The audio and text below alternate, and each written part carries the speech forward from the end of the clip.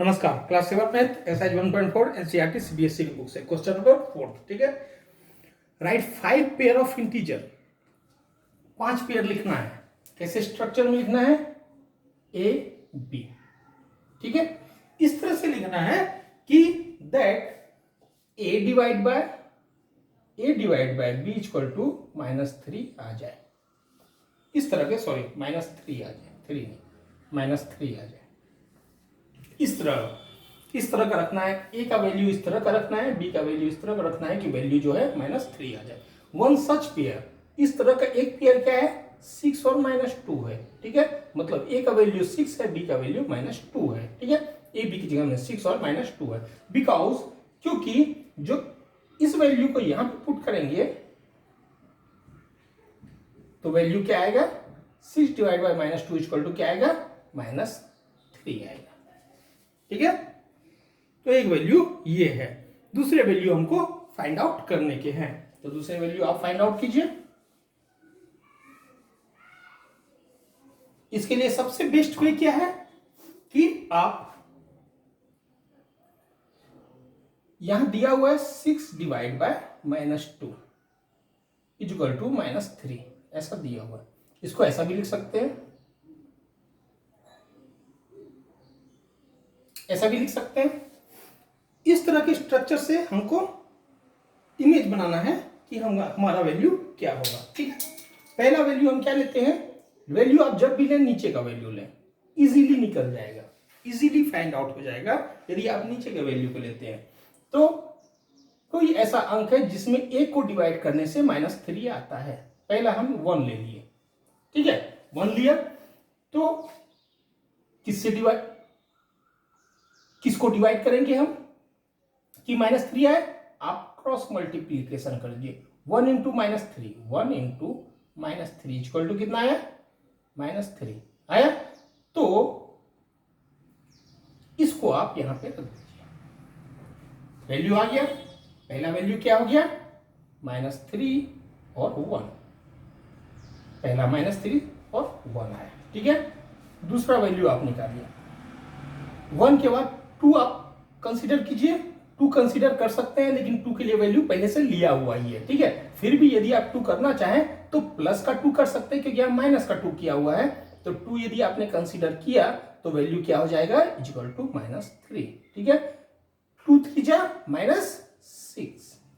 ठीक है, वैल्यू क्या होगा? -6 और 2 हो जाएगा वैल्यू। ठीक है, -6 2, क्योंकि यह 6 और -2 है, हमने -6 और 2 ले लिया। ठीक है, 3 कंसीडर कीजिए, नीचे में 3 आप मान लीजिए। ठीक है, इक्वल टू क्या है? -3। ठीक है, वैल्यू क्या हो जाएगा?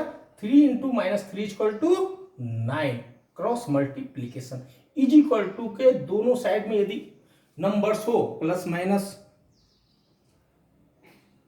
का इक्वेशन नहीं हो, ठीक है, तो हम मल्टीप्लाई डायरेक्ट कर सकते हैं। तो 3 इंटू -3 इक्वल टू कितना हो गया? -9। तो वैल्यू क्या हो गया? -9 और 3।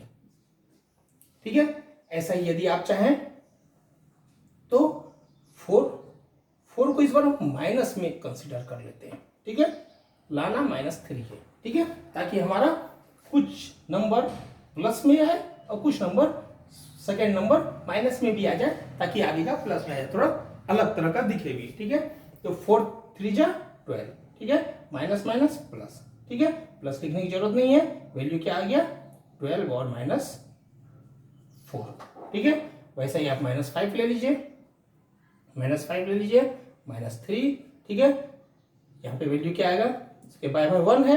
ठीक है, कहीं भी बाय में 1 है। क्रॉस मल्टीप्लीकेशन में इसको इसके साथ मल्टीप्लाई और इसको इसके साथ मल्टीप्लाई करते हैं, तो 1 का मल्टीप्लाई करने से कोई value same to same value रह जाता है। तो यहां पे क्या हो जाएगा? -5 का -3 से मल्टीप्लाई हो जाएगा, इक्वल टू 15 हो गया। ये 15 आप यहां पे रख सकते हैं। 1 से मल्टीप्लाई करने से 15 ही आएगा, तो क्रॉस मल्टीप्लीकेशन सिर्फ इसको और इसके साथ मल्टीप्लाई कर देते हैं। वैल्यू क्या आया? 15। वैल्यू क्या हो जाएगा? 15 और -5, 5 3 15। ठीक है, ये आपको समझ में आ गया। अब हम इसको प्रोसेस, लिखने का प्रोसेस भी अपने पास होना चाहिए ना, तो लिखने के प्रोसेस कर लेते हैं ताकि फुल मार्क्स इसमें मिले। ठीक है, तो क्या है क्वेश्चन, क्या है, राइट 5 पेयर ऑफ इंटीजर। तो 5 pair of integers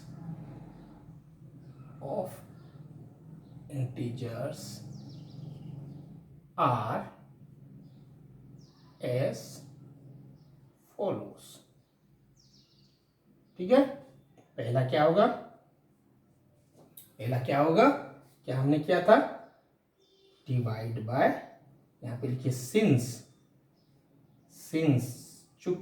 since divide by हमने क्या लिया था 1, ठीक है, इज इक्वल टू -3। हमने पहले ही पूरा रफ वर्क कर लिया है, तो यहाँ पे वैल्यू क्या आया था -3 divide by 1 equal to -3। So a equal to -3 और b इक्वल टू क्या हो जाएगा 1। ठीक है, तो -3 और 1 वैल्यू हो गया। सेकंड क्या होगा, सिंस डिवाइड बाय 2 भी हमने लिया था। ठीक है, तो यहां पे क्या हो गया था -6 is equal to -3। So a equal to -6 और b इक्वल टू +2। ठीक है, 2 3 जा 6, 1 3 जा 3। ठीक है, c क्या हो गया, सिंस डिवाइड बाय 3 ले लिया, -9 हो गया इज इक्वल टू -3 हो गया। सो a इक्वल टू -9 और b इक्वल टू +3। प्लस में प्लस लिखने की जरूरत नहीं है। d क्या होगा, सिंस डिवाइड बाय क्या लिया आपने -4 इस बार ले लिया। ठीक है, प्लस की जगह में माइनस वैल्यू हमने कंसीडर किया, इज इक्वल टू क्या आना चाहिए -3 आना चाहिए, तो वैल्यू क्या हो जाएगा 12। सो a इक्वल टू 12 और b इक्वल टू -4 3 जा 12। ठीक है, ये क्या है, सिंस 15 डिवाइड बाय -5 इस बार ले लेते हैं, इक्वल टू -3 हो जाएगा। सो a इक्वल टू 15 और b इक्वल टू -5। ठीक है, सो पेयर्स आर क्या है -3 1 -6 2 -9 3 12 -4 and 15 -5। ठीक है, इसके अलावा भी आप बहुत सारा ले सकते हैं, ये आंसर हो गया। ठीक है, इसके अलावा भी आप बहुत सारा ले सकते हैं। यहाँ पे आपने 6 लिया तो वैल्यू कितना हो जाएगा -18। ठीक है, 18 और 6 हो गया। ठीक है, ऐसे ही आप निकालते जाएंगे, बहुत सारा इसमें वैल्यू आता जाएगा। ठीक है, तो जो बुक में आंसर दिया है उस आंसर से यह आंसर थोड़ा डिफर होगा, क्योंकि इसके आंसर बहुत सारे हो सकते हैं। ठीक है, क्वेश्चन नंबर 4 आप लोगों को समझ में आ गया होगा।